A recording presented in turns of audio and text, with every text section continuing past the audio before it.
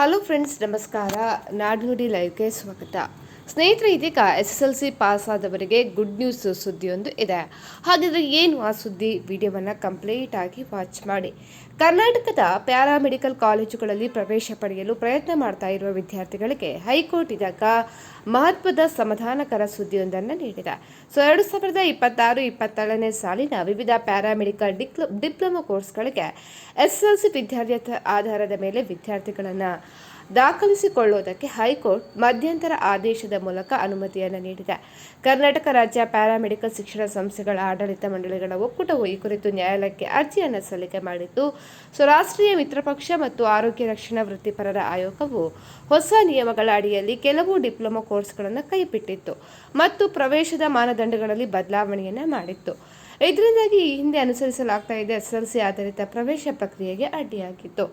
ಈ ಹಿನ್ನೆಲೆಯಲ್ಲಿ ಹಳೆಯ ನಿಯಮದಂತೆ ಪ್ರವೇಶಕ್ಕೆ ಅವಕಾಶ ನೀಡಬೇಕು ಅಂತ ಹೇಳಿ ಒಕ್ಕೂಟವು ಇದೀಗ ಕೇಂದ್ರ ಆಯೋಗ ಮತ್ತು ರಾಜ್ಯ ಸರ್ಕಾರಕ್ಕೆ ಮನವಿಯನ್ನ ಮಾಡಿತ್ತು. ಇದೀಗ 2026-27 ಶೈಕ್ಷಣಿಕ ವರ್ಷಕ್ಕೆ ಈ ಆದೇಶದ ಅನ್ವಯ ಅರ್ಜಿಯ ವಿಚಾರಣೆಯನ್ನು ನಡೆಸಿದ ನ್ಯಾಯಮೂರ್ತಿ ಇದೀಗ laboratory technology, optometry technology, imaging technology ಮತ್ತು ಹೆಲ್ತ್ ಇನ್ಸ್ಪೆಕ್ಟರ್ ಸೇರಿದಂತೆ ವಿವಿಧ ಡಿಪ್ಲೊಮಾ ಕೋರ್ಸ್ಗಳಿಗೆ SSLC ಉತ್ತೀರ್ಣರಾದ ವಿದ್ಯಾರ್ಥಿಗಳನ್ನು ಈ ವರ್ಷ ದಾಖಲೆ ಮಾಡಿಕೊಳ್ಬಹುದು ಅಂತ ಹೇಳಿ ತಿಳಿಸಿದೆ.